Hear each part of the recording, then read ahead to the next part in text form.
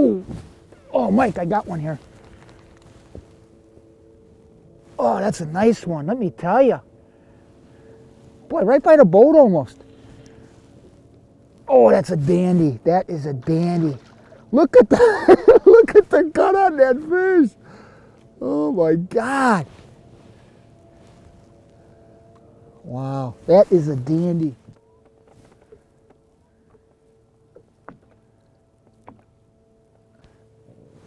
I'll tell you what, pike are one of my favorite fish. See if I can get this guy in here. Oh, look at this guy, huh?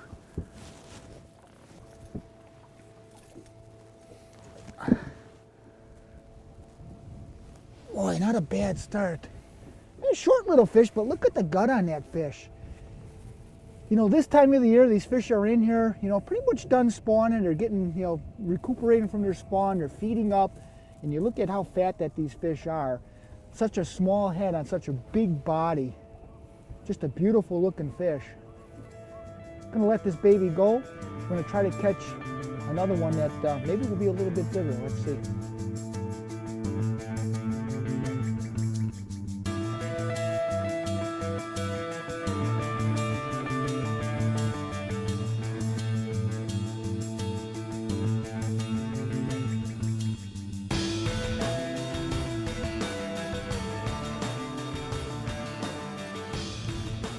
Oh, right here, Timmy, right by the boat. Right here. Not a huge one, but a lot of fun. Yeah, it is a nice one. We were talking about this all day. And we're gonna get into a little bit more of the details on it here shortly.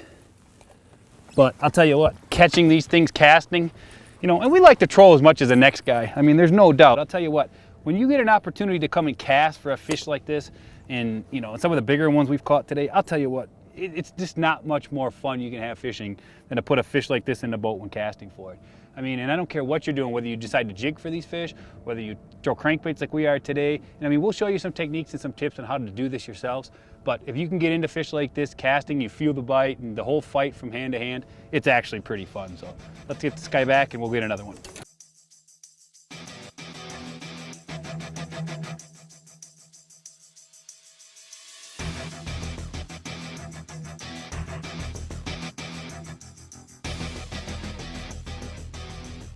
All right, hey Mike, I got one on here. Well, I'll tell you what, this feels like a much nicer fish too. And you know what I did this time is, you know, we've been making these passes. Oh yeah, I could see them down there, dandy.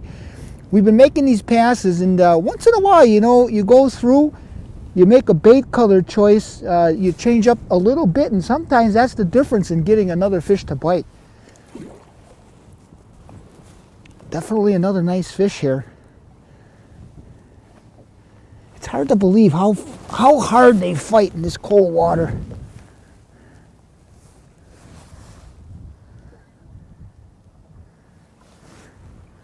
Yeah, nice fish.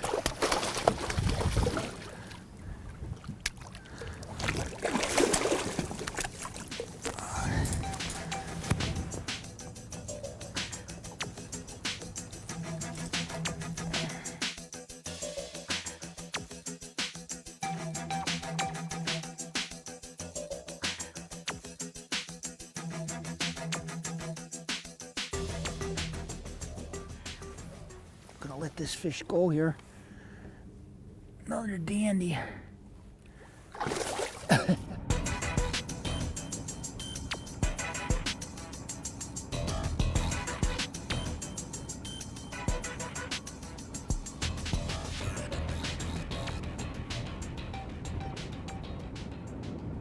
You know, when we're talking about bait choice and bait selection for this time of the year, this early season cold water period for these big northern pike, there's a couple things we want to focus in on.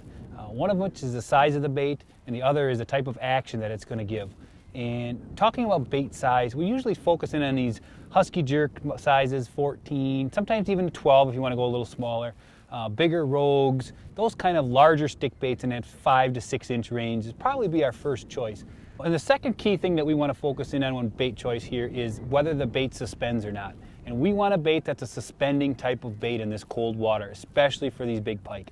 Husky jerks, suspending rogues, Lucky Crafts, any of the baits that suspend well in cold water, those are going to be our first choice for this type of fishing.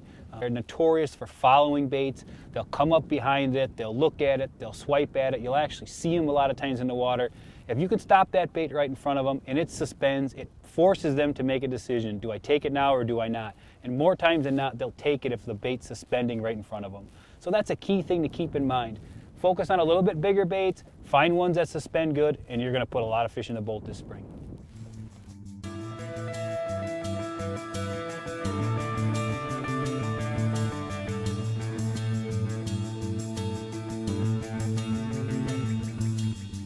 All right, we got another one on up here.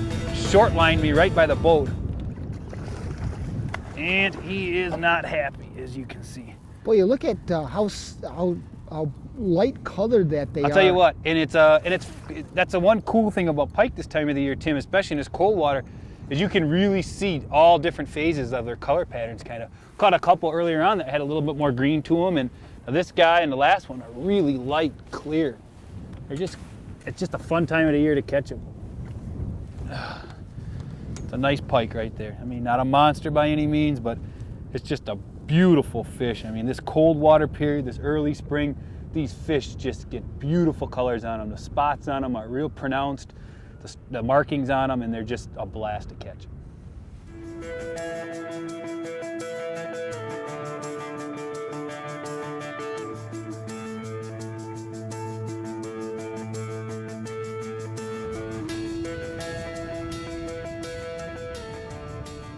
Well, you know, I'll tell you, one of the things that we're really concentrating on is, you know, just how we're working our baits. You know, we're fishing in this, it's cold water, 44, 45 degrees, so you can't really rip these baits in that fast. You know, even though we're pike fishing, you know, pike are pretty aggressive. In cold water, you gotta be, you know, you gotta slow those baits down. So one of the things we're doing is we cast that bait out and, you know, we're just kind of giving it a little bit of action. Just kind of like this, you know, we're twitching it a little bit.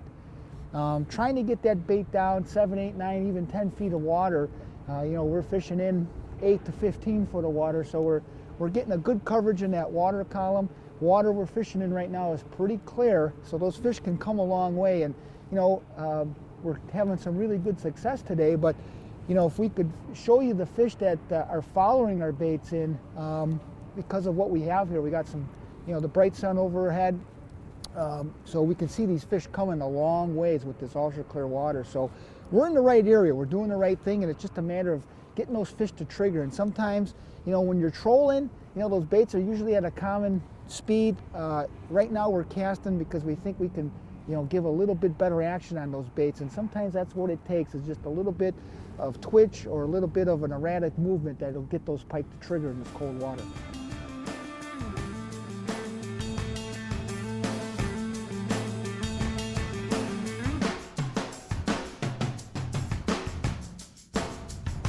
Well, I told you when we were over there that other day. Oh, there's one, Tim. Right there. Well, that looks like a dandy. Oh, that's a nice one. And when you get in the right spot this time of the year, you can actually catch good numbers of these fish. And this is another nice pike. I mean, oh, that is a nice one, Mike. Beautiful colors. Really hammered that bait. And I'll tell you what, this is just a fun time of the year to catch it. Now, he's really wrapped up here. There we go. Just another beautiful pike. I mean, it just doesn't get much more fun than catching these fish casting. A lot of ways you can catch them if you come up to Door County this time of the year to fish them. You can troll, you can jig, or you can do what we're doing today, and that's casting crankbaits. And I'll tell you what, if you want a lot of fun and get in a lot of action, casting crankbaits is my favorite way to catch them.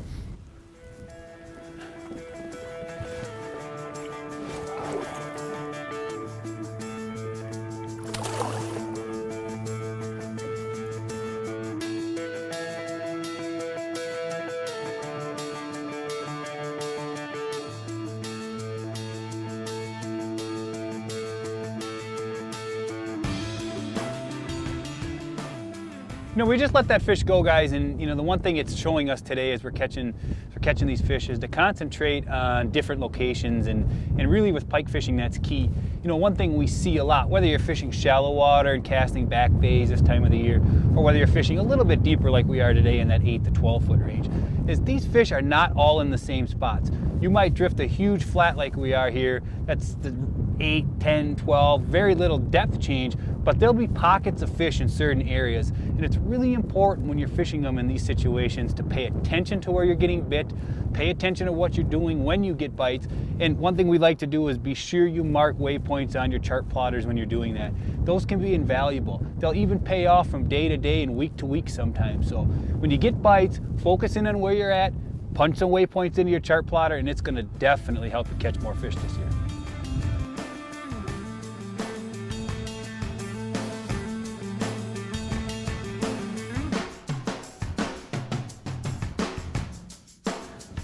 Oh my, Mike, wait till you see this fish.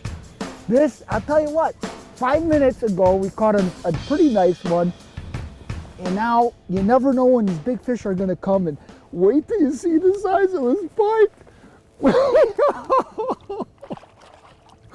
Oh, definitely a beautiful, beautiful pike. Look how he's got that bait. Wow, what a dandy. What a dandy fish. Land this baby. Not hooked real well, but